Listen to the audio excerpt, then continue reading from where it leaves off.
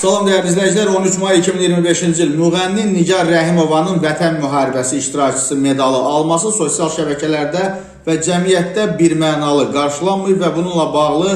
tənqidi fikirlər səsləndirənlər də var və Musavat.com sənətçinin özünə əlaqə saxlamaq istəyib, amma köməkçisi bildirib ki,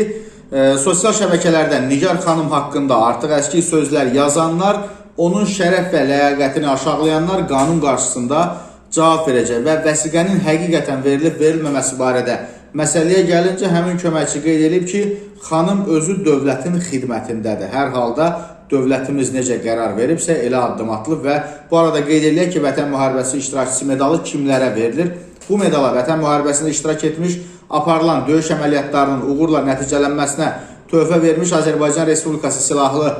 qüvvələrinin hərbi qulluqçuları və mülki işçiləri, habelə müvafiq icra hakimiyyəti orqanının müəyyən etdiyi qurumun ön cəbhədə fədakarlıq göstərmiş əməkdaşları və mülki işçiləri təltif edilir.